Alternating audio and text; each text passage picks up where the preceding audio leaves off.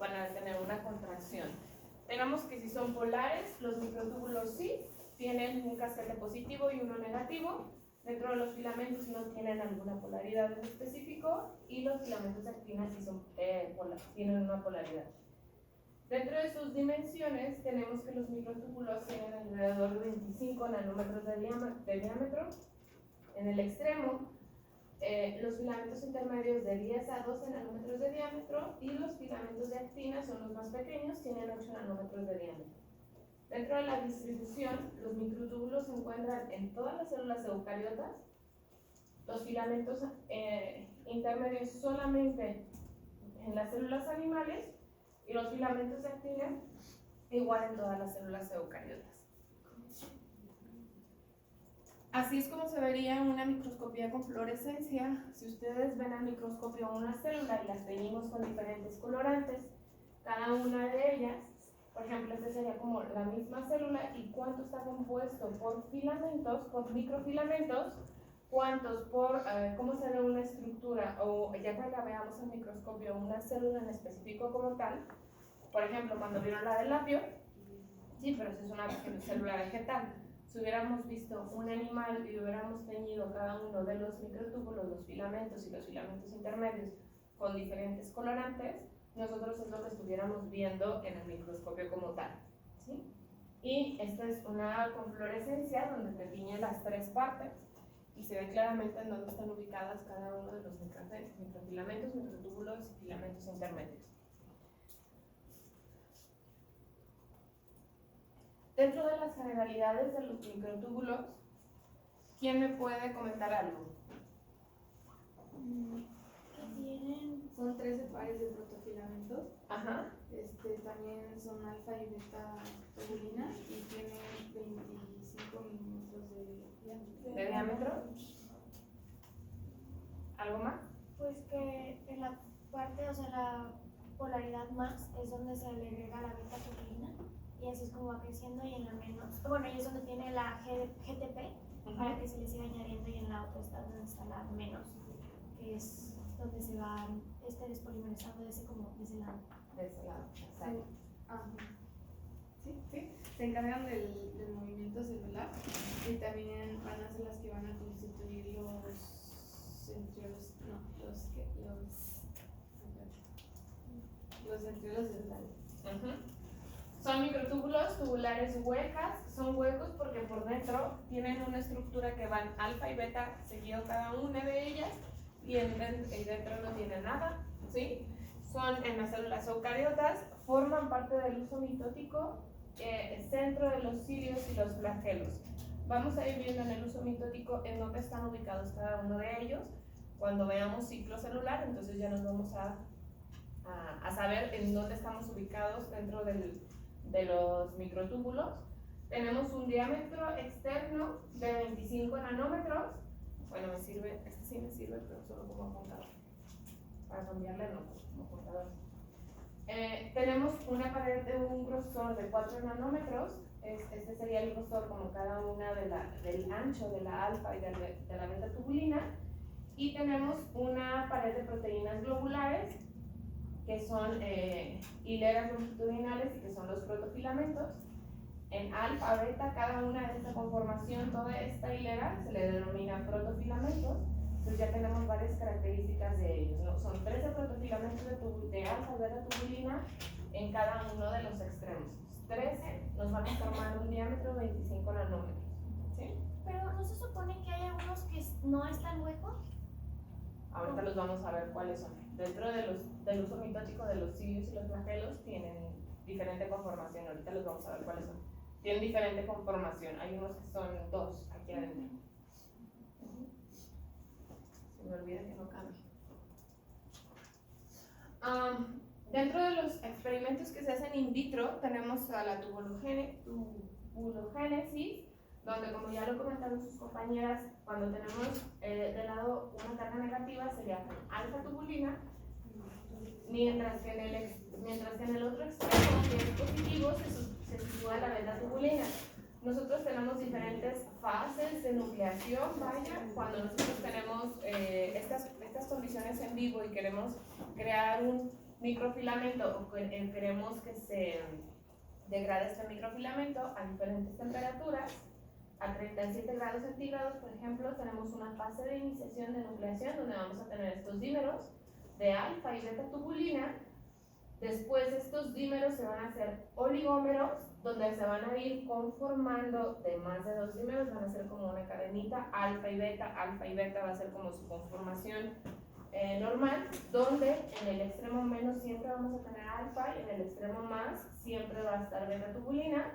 Y tenemos una fase de equilibrio en donde llegan a los 13, donde se componen dentro de los 13 protofilamentos que ya van a tener compuestos y tienen un diámetro de 25 nanómetros. Esa sería como su fase de equilibrio como tal.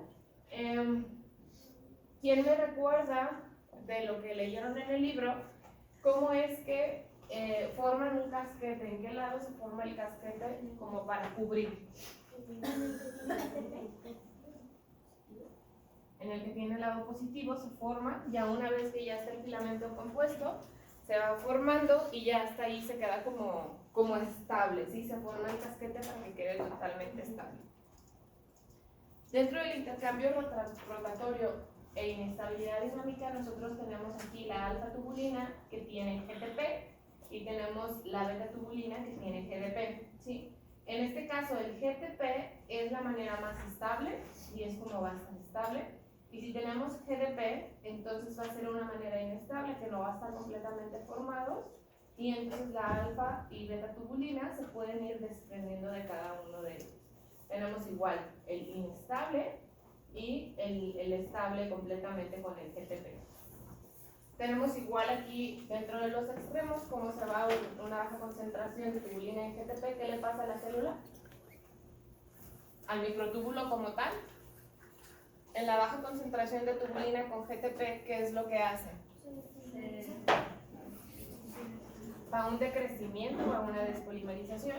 Y cuando tenemos alta concentración de tubulina y GTP, se hace el casquete de la tubulina con el GTP y ya no permite que, bueno, permite más bien que haya crecimiento, ¿sí? En esta parte tenemos un fenómeno que es el trend que va a un decrecimiento y ya va a un crecimiento. Conforme va creciendo, nosotros de este lado, como tenemos ciertas unidades, al mismo tiempo que va creciendo, va decreciendo del otro lado para tener una estabilidad completa como tal de un microtúbulo. Y en este modelo, la concentración de alfa tubulina GTP libre en el medio es fundamental para explicar el comportamiento inestable de los microtúbulos. Si nosotros tenemos alta concentración de GTP, entonces obviamente mi microtúbulo va a ser menos estable o va a ser inestable, ¿sí? Tal cual dentro de una célula como tal. Entonces, treadmilling es lo mismo que intercambio rotatorio. Treadmilling, sí, pero de aquí puede funcionar de un polo y el otro polo no. Y de este lado se están dando los mismos sucesos como tal. O sea que en intercambio rotatorio solo pasa de un lado y en el treadmilling de los dos. De los dos. Y bueno, dentro de la tubulogénesis in vivo, dentro de las funciones de los microtúbulos, tienen esta MTOC, que ¿qué es? Los centros organizadores de los microtúbulos, donde de aquí van a depender varios de ellos y esto le confiere una conformación específica que le va a dar como esta estabilidad cuando estemos en el uso mitótico, que es lo que le va a permitir que cada uno de estos filamentos esté unido a este centro organizador de microtúbulos para que los esté como compactando, vaya, para que los tenga unidos y al momento de que se haga el uso mitótico, entonces puedan funcionar de una manera adecuada. Tenemos aquí un par de centriolos. También las estructuras centrales de los centriolos o cuerpos basales de los cilios y de los flagelos, que ahorita vamos a ver la parte de cilios y flagelos. Y también en esta parte tenemos una que se llama gamma tubulina. ¿Para qué me sirve la gamma tubulina en este modelo? Vaya. Ya vimos alfa y beta, que son cada uno de los monómeros que me van a unir el microtúbulo y me van a formar el microtúbulo. Cada uno de ellos tiene polos positivos y negativos. Dentro del alfa, de la gamma tubulina, ¿para qué me funciona? según yo esos eran como más estables, entonces daban como una estructura fija para que los demás, o sea, de que a partir de ahí empezaba la nucleación y de ahí empezaban a crecer como los demás hacia más, o sea, de que hacia el lado más. Hacia el lado positivo. Ajá, es como El punto de inicio para que empiecen a crecer. exactamente, como la conformación inicial para que después de ahí empiecen a crecer. Se van yendo a la periferia. A la periferia. Dentro de las funciones sería dar forma a la célula, el movimiento celular, el transporte de vesículas a través del citoplasma, la endocitosis y exocitosis, el movimiento de los cromosomas en la mitosis y en la meiosis, y la formación en el axonema de cilios y flagelos y los constituyentes de los centriolos celulares como tal. Dentro de las proteínas asociadas a los microtúbulos tenemos a las MAP, ¿qué son? Proteínas asociadas a microtúbulos, que tenemos motoras y no motoras. Las motoras consumen energía y se desplazan por un microtúbulo transportando vesículas a ciertos sitios del citoplasma, y las no motoras tienen una función estructural. Dentro de las motoras son un tipo de proteínas que van acarreando ya sea otra célula, un microorganismo o un organelo que lo tienen que llevar a un destino en específico, y las no motoras son dentro de los microtúbulos, de la conformación del microtúbulo, pueden estar alrededor de ellas para darles estabilidad al microtúbulo como tal. Dentro de las proteínas motoras tenemos a las kinesinas, que se desplazan desde el extremo, desde el extremo negativo al extremo positivo, y tenemos a la dineína, que se desplaza en un movimiento del extremo positivo a un extremo negativo. Aquí tenemos la imagen, como veíamos, a la dineína, donde esta parte de aquí son las dineínas, son estas proteínas motoras, como estos pisitos azules. Esto es el cuerpo celular, lo que va a ir cargando, o sea, un organelo, otro tipo de célula, un microorganismo que le permita estar rodando sobre el microtúbulo como tal, la vesícula que va a estar cargando y va hacia el lado negativo. Sin embargo, la kinesina igual, son estas partes, estas como dos piecitos que se le ven de color naranja. Tenemos todo el cuerpo celular, y esta va del extremo menos hacia el extremo más. Tenemos aquí un GIF, cómo se vería si nosotros tuviéramos, aquí sería la kinesina que va caminando. Aquí tenemos como la estructura como tal de la célula, o lo que va cargando, puede ser organelo, residuo celular o algo. Y dentro de ello tenemos un tetrámero de dos cadenas, una ligera y una pesada, en cada una de ellas. Tenemos una cabeza globular, que es lo que va cargando. Tenemos el movimiento que es hacia el extremo positivo, y el mecanismo es mano sobre mano, o sea, uno sobre otro, o en el libro también lo mencionaba como un pie sobre otro pie, ¿sí? Dependiendo también cómo lo vayamos consultando. Pero ese sería como el movimiento como tal que haría una kinesina. Esos van hacia la periferia, ¿verdad? Sí, va hacia la periferia. Este es el microtúbulo, y aquí está el lado positivo del microtúbulo, y lo que hace es llevarlo hacia el lado positivo.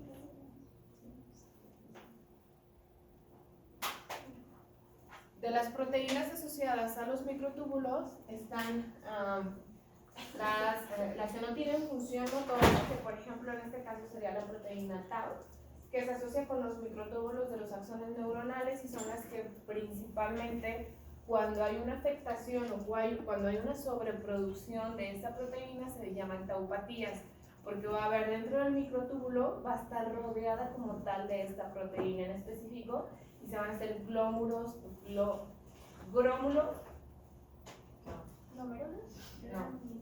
como granos, como granos o concentrados de esta proteína, que se van a empezar a hacer como bolitas, vaya, ¿sí? Grumos.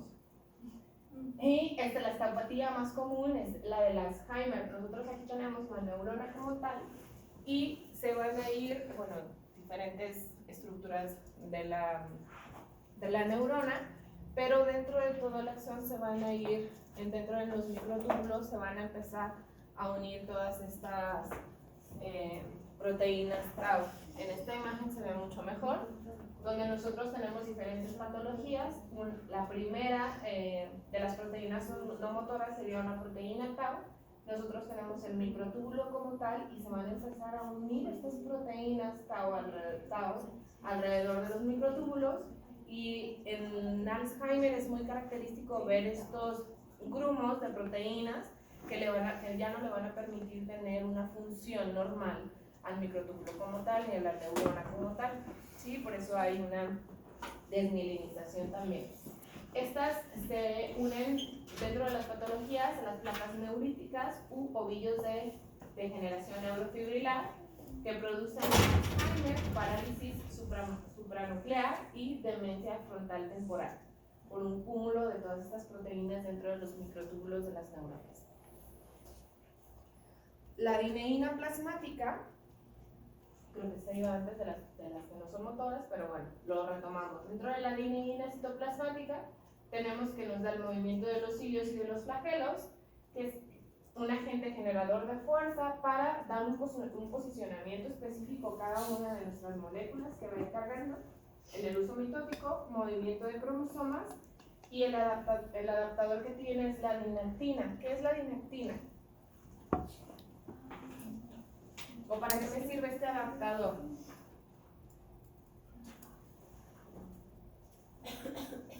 Díganme que voy demasiado rápido porque voy que van en el libro así. Sirve como para anclar la vesícula. Ajá, la dinactina nos sirve para anclar la vesícula o el cuerpo celular que vaya cargando nuestra dineína como tal. La del extremo positivo al negativo. Igual negativo. ¿Dudas hasta aquí? Los microtúbulos, ¿cómo están formados los microtúbulos? ¿Alguien que no me haya contestado ya? De acá. ¿Cómo están formados los microtúbulos, Roberto? Yo quiero tener que es en medio apuntes de columnas de dímeros y dímeros de tubulina. Ajá, ¿y cuál es la conformación? Ajá. De alfa y beta tubulina. ¿Cuál es la positiva y cuál es la negativa? Y la beta positiva, ¿sí? Ok, y dentro de los microtúbulos tenemos diferentes proteínas, las motoras y las no motoras. Dentro de las motoras, ¿cuáles tenemos? La quinesina y La quinesina y la dineína. ¿La quinesina hacia qué lado va? Más o menos.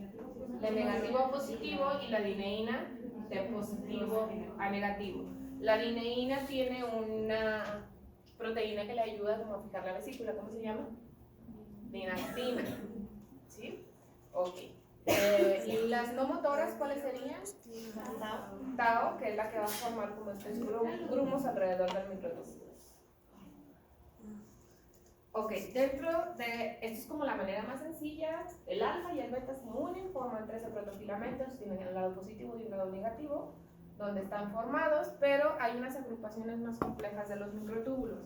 Dentro de ellas tenemos a los centriolos, que van a estar formados por una estructura de tipo 9,3 más 0. ¿Qué significa 9,3 más 0? Vale. Está formado por 9 tripletes de microtúbulos periqueitos y posee microtúbulos malos. Y cada triplete es algo así, ¿no?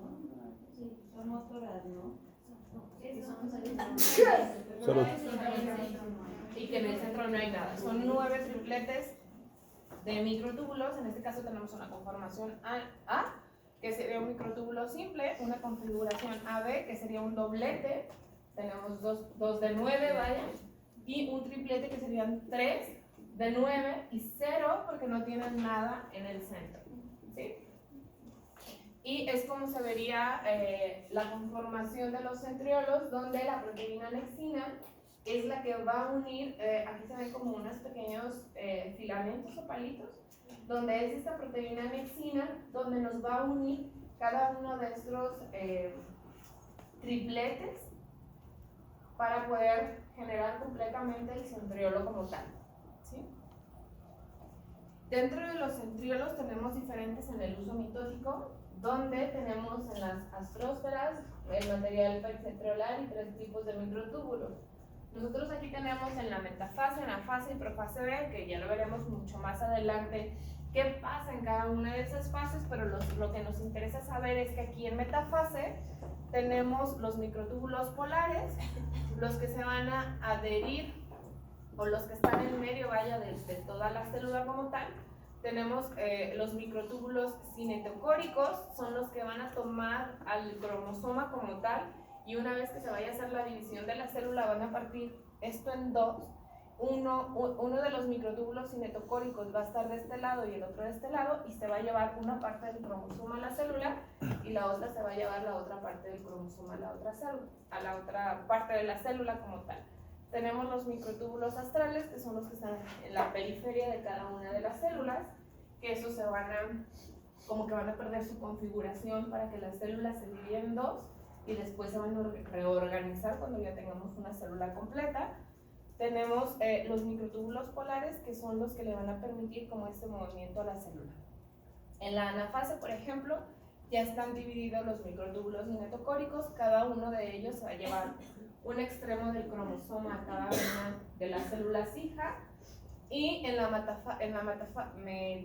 anafase B, los microtúbulos polares son los que van a como tener esta contracción, uno se va a ir hacia un lado y otro se va a ir hacia el otro lado, para que la célula se pueda romper o escindir en dos, y de una célula pueden salir dos células hijas, ¿sí? Tenemos aquí como por ejemplo la cromatina de un cromosoma como tal. Tenemos una despolarización donde tenemos aquí el microtúbulo que va a estar dando el desplazamiento por proteínas motoras, que lo va a estar jalando hacia un lado, y también aquí el movimiento de polimerización, donde cada uno de estos microtúbulos va a jalar hacia un lado y el otro hacia el lado contrario, ¿sí?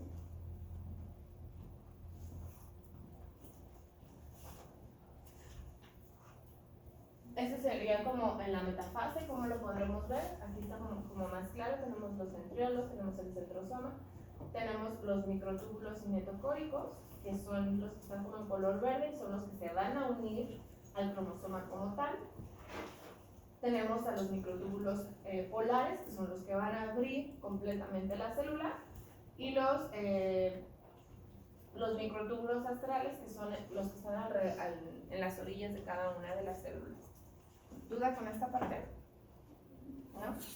Tenemos también la conformación de los cilios, que estos miden de 0.25 micrómetros de ancho a 5 micrómetros de longitud.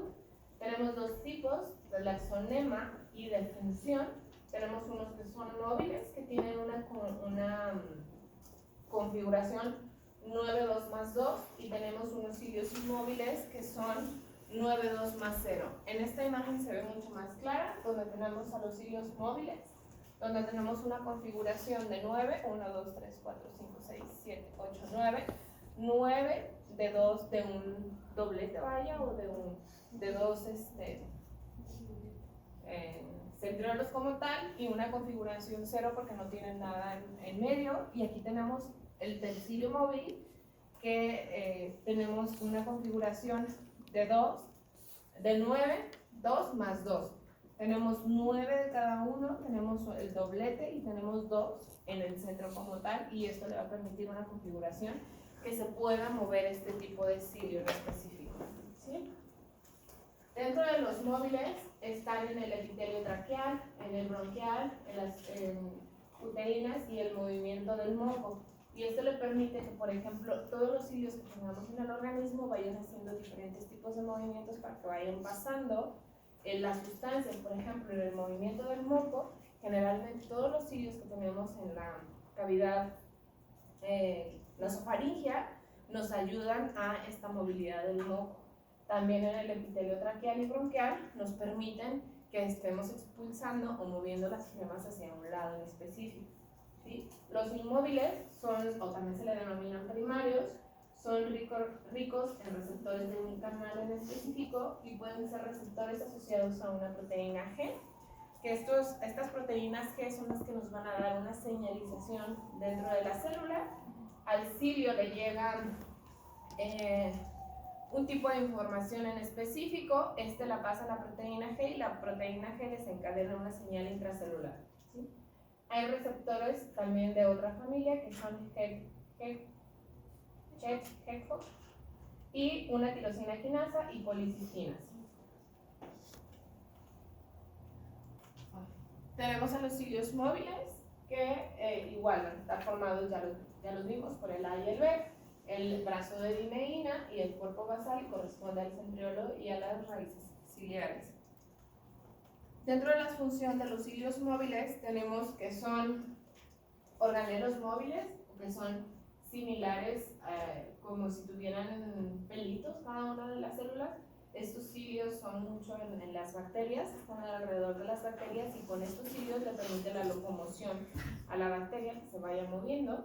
Son rígidos durante el desplazamiento y empujan contra el medio circulante, o sea, debe tener algún medio en específico para que los pueda permitir el movimiento como tal.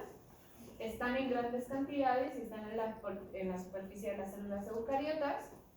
Mueven líquidos, partículas, en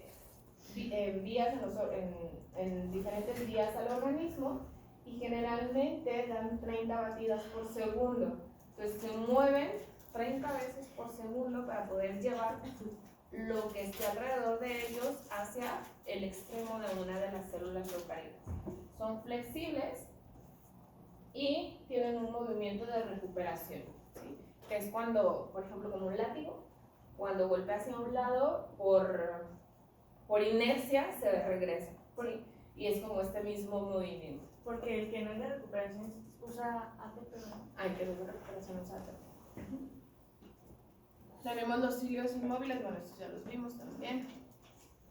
Creo que me estoy regresando, ya es. Los cilios inmóviles estos los tenemos como en cilios de nódulos primitivos, que son principalmente los que están cuando el embrión está en desarrollo, y estos hacen que, dependiendo del tipo celular, recuerden, bueno, cuando vean el embrión, el siguiente semestre, van a ver que al principio tenemos células multipotenciales, totipotenciales, y todas esas, dependiendo en dónde esté su ubicación en específico, es el órgano que nos van a generar, ¿sí? En este caso, estos cilios permiten este movimiento de estas células para nosotros distinguir en dónde vamos a tener el vaso, dónde vamos a tener el hígado, dónde vamos a tener los riñones y todo.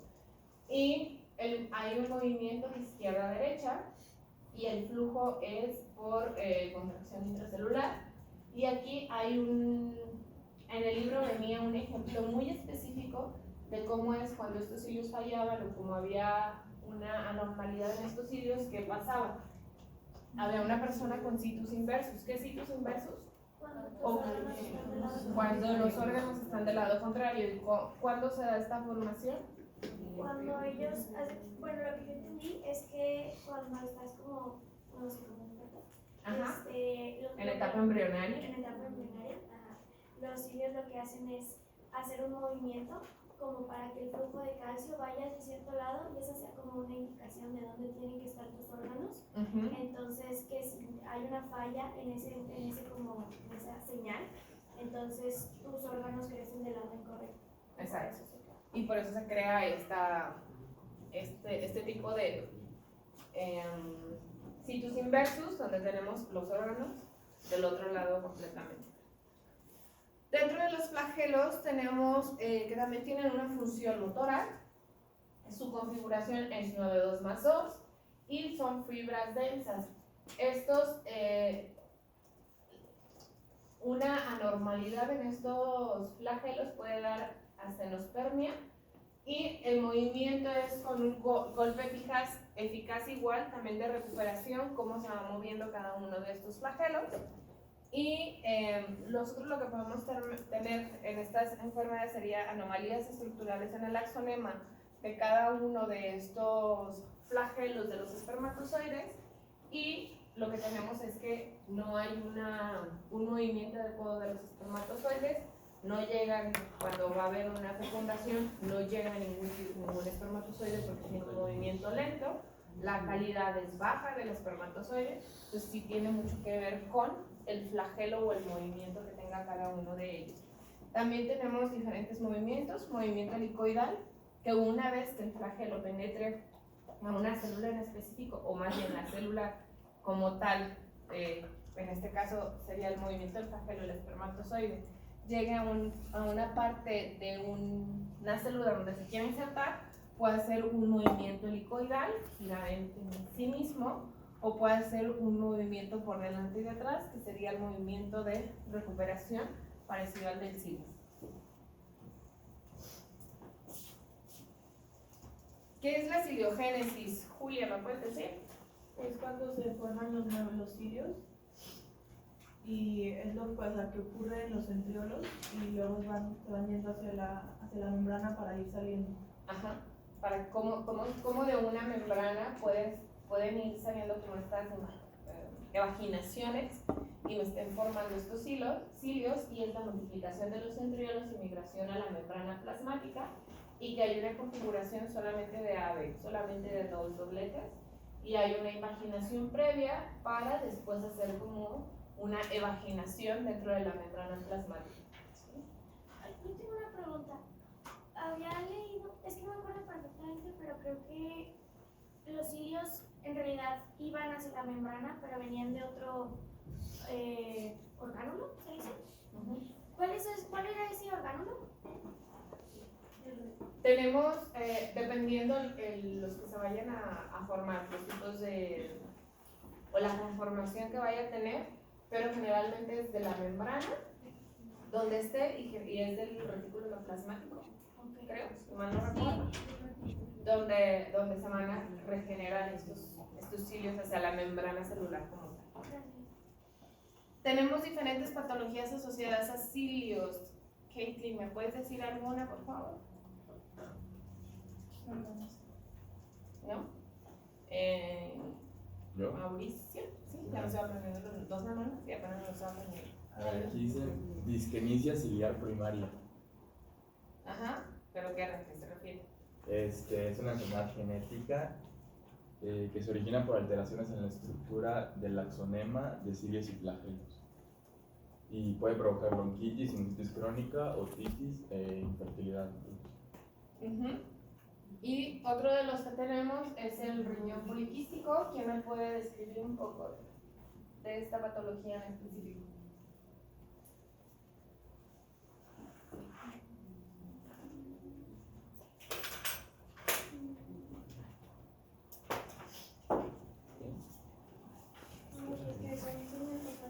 Afecta la señalización intracelular Ajá. y esto causa una proliferación de células que no es normal porque esa señal está fallando. Está fallando dentro de la recuperación de los cilios y entonces no tenemos y puede generar este tipo de riñón que se le llaman como tipos de bolas o quistes y entonces el único tratamiento que hay es diálisis o ya si está en un grado más grave sería un trasplante. Y a un como grado más leve, no sé cómo decirlo, ¿sigue funcionando el riñón o ya no? No, va a perder su función conforme vayan pasando los años de la persona. O sea, no hay algo que te diga, ya, hasta aquí lo vamos a parar y ya los cilios van a funcionar de manera correcta, sino que va a seguir progresando la enfermedad. Tenemos entonces todo aquí de cilios flagelos, ¿no? Tenemos otra conformación que son los microfilamentos. ¿De qué están formados estos microfilamentos? De actina. Esta es una estructura como tal de un microfilamento. Tenemos actina F, tenemos que estos sí necesitan ATP, que se van a empezar a hidrolizar dependiendo de lo que esté haciendo cada uno de estos microfilamentos. Tenemos un extremo puntiagudo y un extremo protuberante, que es donde se le van a ir añadiendo estos monómeros de actina G por medio de ATP y ADP. Por medio de este intercambio tenemos ADP que va saliendo de acá. Cuando lo regenera se va creando como la recuperación del ATP, ¿sí? Y es como se va como regenerando el microfilamento. Las funciones de ellos es la contracción del sarcómero y fibras del músculo liso. ¿Qué es el sarcómero? La unidad celular del músculo. La unidad funcional del músculo y está formada por qué? Por Cualda H, filamentos. ¿Sí? Tenemos el mantenimiento de la forma celular, el movimiento de células, el anillo contráctil de la citocinesis, el anclaje de las células vecinas, el desplazamiento intracelular de vesículas e intercambio de miosina entre cada uno de ellos. Se me olvida cómo se llama. Tenemos los monómeros de los filamentos, que tenemos actina G, que es la globular, y actina F, que es la filamentosa. Nosotros la veíamos en esta imagen donde tenemos actina G, que es la globular, y la actina F, que es la filamentosa en cada uno de los filamentos. Tenemos aquí que la actina G se va a activar por medio de ATP, y una vez que esta se activa va a formar oligómeros estables de actina, va a haber una nucleación y va a haber un ensamblamiento como tal de los monómeros de actina para poder formar el filamento como tal. ¿Sí? Tenemos aquí despolimerización y polimerización de la miosina, que ahorita lo retomamos. Y otra organización de los microfilamentos serían las proteínas ABP. ¿Quién me puede hablar un poquito de todas estas proteínas que tenemos? Creo que la de ARP 2/3 era para hacer ramificaciones en el filamento. Bueno, sí, son muchos de cada uno de ellos, ahorita los vamos a ver. Pero bueno, tenemos como a grandes rasgos una nucleación de un monómero, un secuestro de monómeros, tenemos el bloqueo de cada uno de los extremos de estos filamentos, tenemos una polimerización del monómero que nos va a dar como tal enlaces cruzados, o pueden ser formación en haces o cruzados, aquí como lo tenemos como tal. Tenemos también diferentes cortes de los filamentos, tenemos que se puede despolimerizar o tenemos filamentos en unión a cada una de las membranas. Las proteínas que están asociadas, por ejemplo, sería la tripsonina, que da una unión al extremo positivo de la actina e impide su crecimiento. Otras son RO, RAG, CBC42, que estos se van a ir a los nucleótidos, a unir a los nucleótidos de guanina. Las proteínas WASP es una polimerización de actina en los filamentos, promueve una polimerización. La cortactina aumenta la estabilidad de los filamentos. La espectrina, que es la red en el eritrocito que le permite como esa estabilidad de los filamentos que tiene el eritrocito como tal. También tenemos la miosina, que puede tener 3 dominios: globular, zona intermedia o una cona.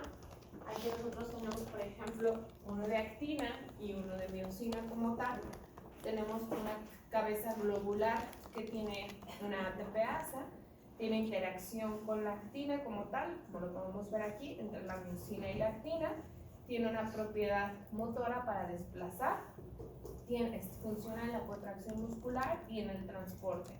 Nosotros aquí tenemos tal cual una miosina 2, que ahorita vamos a ver las características de 1, 2 y 3, donde dentro de su cabeza, vaya, tiene una conformación para el ATP, que es lo que le va a permitir hacer todo el movimiento como tal.